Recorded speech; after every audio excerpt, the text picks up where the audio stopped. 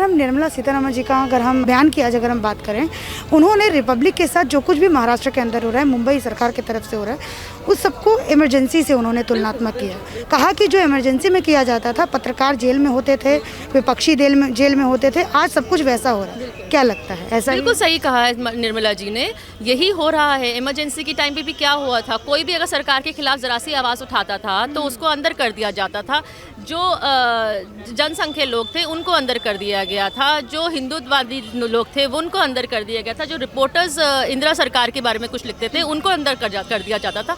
Emergency में भी यही होता था, आज भी वही हो रहा है। आज भी मुंबई में फैसिज्म की सरकार चल रही है। आप सीबीआई अगर इंक्वायरी करेगी तो उनसे पूछ के करेगी, कोई रिपोर्ट अगर करेगी तो उनसे पूछ के करी जाएगी। अगर कोई बोलेगा, किसी ने ये बोल दिया, कंगना ने ये बोल दिया कि ड्रग्स माफिया का सफाया होना चाहिए, तो उनको गाली गलौज करी जाएगी, उनको गंदी गाली दी जाएगी, उनसे तूड़ तड़ा करी जाएगी, उनके घर पे बीएमसी इलीगली तरीके से उनके यहाँ डिमोलिशन कर देगा। तो इसका मतलब तो ये है कि डरा के रखा हुआ है इन्होंने कि आपने हमारे खिलाफ एक शब्द भी बोला, आप उसके बाद आपका अपना हर्ष अपने आप सोच लो। इनके लिए अभिव्यक्ति की आज़ादी इनके लिए मैटर नहीं करती, फ्रीडम ऑफ प्रेस इनके लिए कोई मैटर नहीं करता।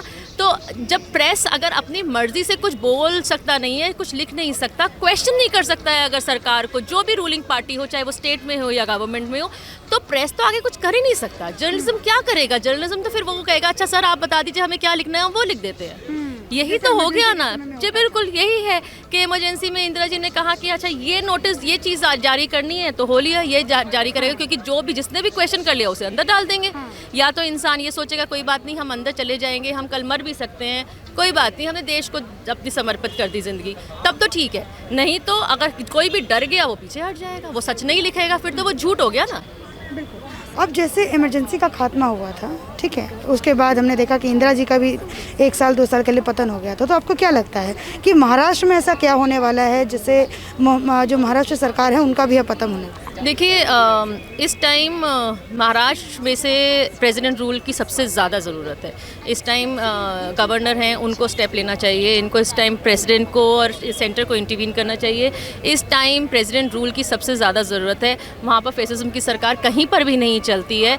इनटॉलरेंस की बात जो लोग करते थे पहले कि इनटॉलरेंस हो गई है हमारी कंट्री में, आज वो एक शब्द नहीं बोल रहे हैं।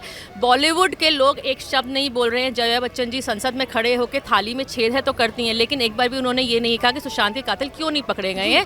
ऐश्वर्या की मैनेजर रही थी दिशा, उन्होंने एक शब्द नहीं बोला, एक कॉन्डोलेंस मैसेज नहीं बोला। जो लोग हिंदुस्तान में रहते हैं और हमारी संस्कृति है राम मंदिर, श्री राम हमारी संस्कृति में है, और वो लोग यही बॉलीवुड वाले हैं जो राम मंदिर जब बनता है तो एक कंग्रेचुलेटरी मैसेज तक नहीं डालते हैं। तो सोचिए कि इनका कितना सिलेक्टिव थॉट है। ये इनको जस्टिस फॉर सुशांत नहीं चाहिए, इनको जस्टिस फॉर रिया चाहिए। इनको ये अगर यहाँ मरकज़ होता है उनके फेवर में बोलते हैं खड़े होके, लेकिन ये लोग श्री राम मंदिर के लिए कंग्रेचुलेटरी मैसेज नहीं करेंगे। ये लोग सिर्फ उस जगह बोलते हैं जहाँ इनका अपना एजेंडा क्लियर होता है। ये लोग मीटू में पायल घोष के फेवर में नहीं बोलेंगे, लेकिन वहीं पर जहाँ इनको नाना पाटेकर के अगेंस्ट खड़ा होना था, ये नाना पाटेकर के अगेंस्ट खड़े हो गए तनुश्री दत्ता का फेवर करके। तो इनकी अपनी जो सोच है वो बहुत सिलेक्टिव है, सिलेक्टिव आउटरीच होता है इनका, सिलेक्टिव व्यू पॉइंट्स होते हैं। आज एक के साथ खड़े होंगे, फ़ौरन कल दूसरे के साथ लगेगा कि इसके साथ हमें खड़ा होना फ़ायदा नहीं है, तो वो अपना फ़ौरन व्यू पॉइंट चेंज कर लेंगे।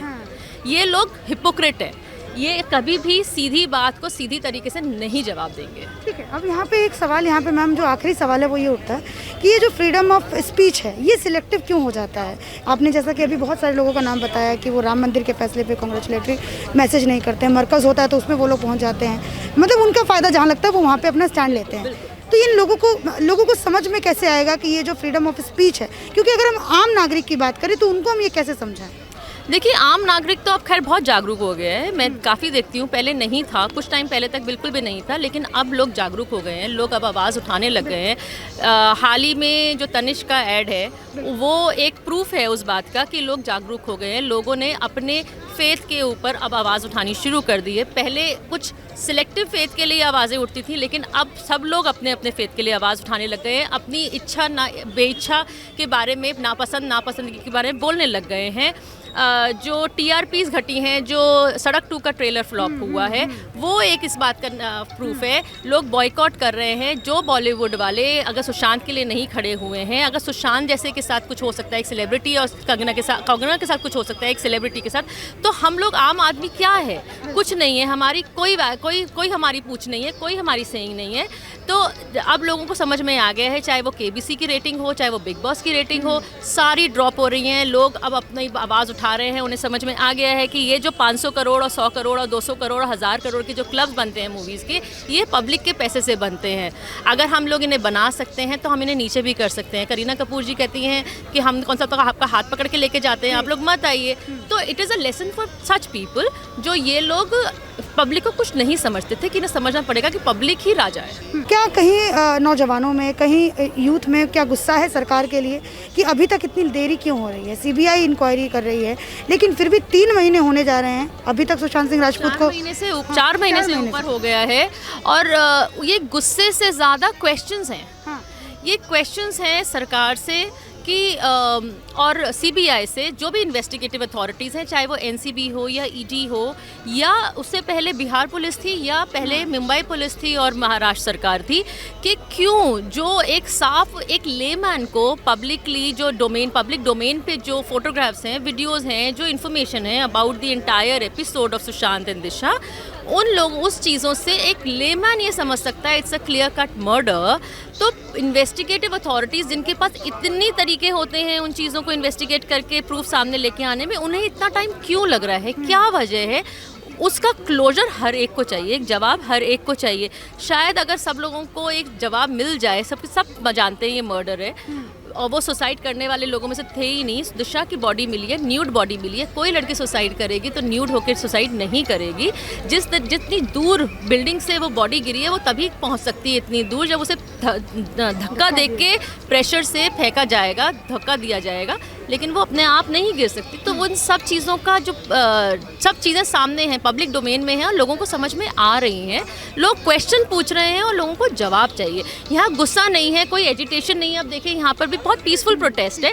हम लोग सिर्फ ये चाहते हैं कि सरकार हमारी बातों का जवाब दे, इन्वेस्टिगेटिव अथॉरिटीज़ जो है हमारी बातों का जवाब दे। पब्लिक भारत को दबाने में ना वहाँ की सरकार पीछे हो रही है, ना वहाँ की पुलिस पीछे हो रही है, यहाँ तक कि जो कुछ ऐसे विपक्षी दल हैं वो भी पीछे नहीं हो रहे। क्या कहना चाहते हैं? देखिए, उस बात से साफ पता चलता है कि ये लोग कितने डरे हुए हैं। कुछ बहुत बड़े लोग इस मर्डर में शामिल हैं, जिनको बचाया जा रहा है, जिनको इस चीज़ से छुपाया जा रहा है कि उनका नाम सामने ना आ जाए।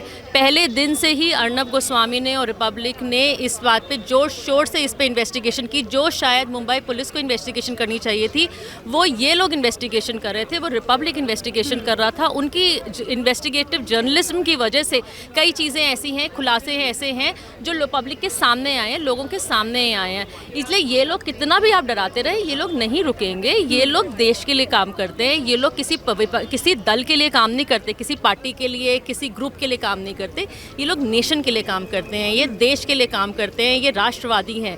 ये लोग वो काम करते हैं जो क्रांतिकारी काम करते थे। आज की तारीख में अगर आप इनके ऊपर 1000 FIR करा रहे हो, आप इनके रिपोर्टर्स को पकड़ के लेके जा रहे हो, आप प्रदीप भंडारी को आप पकड़ के डाल रहे हो, जेल में उसको एक रिमांड पे ले लेते हो, आप उसको 9 घंटे तक कमरे में बिना पंखे वाले कमरे में बंद करके रखते हो, आप उनके फ़ोन सीज कर लेते हो, उससे कुछ नहीं होगा। जो लोग डरते नहीं हैं, उन्हीं लोगों की वजह से आज़ादी हम लोगों को आज मिली हुई है। और हम गुलामी वाले टाइम में नहीं हैं कि हम किसी भी एक दल या किसी भी एक पार्टी या किसी भी एक सरकार की वजह से डर के बैठ जाएंगे। ये लोग काम करने वाले लोग हैं, ये देश के लिए भला सोचने वाले लोग हैं। ये लोग बिल्कुल नहीं रुकेंगे, चाहे आप कितना भी इनको परेशान कर लीजिए। रिपोर्टर्स को पकड़ लीजिए, विचारों के जो अनुज हो या प्रदीप भंडारी हो, इन्होंने उससे पहले भी निरंजन को इतना इन्वेस्टिगेट किया। उससे पहले पालघर के केस में इन्होंने अर्नब गोस्वामी के ऊपर 200 FIR कर दी। क्या हुआ? इनको थप्पड़ पड़ा ना कोर्ट से, वो फ्री हुए ना अर्नब गोस्वामी। अब फिर वही है, अर्नब गोस्वामी सच का साथ देने वालों में से, वो नहीं रुकेंगे। बहुत बहुत शुक्रिया मैम हमारे चैनल के साथ जुड़ने के लिए। धन्यवाद।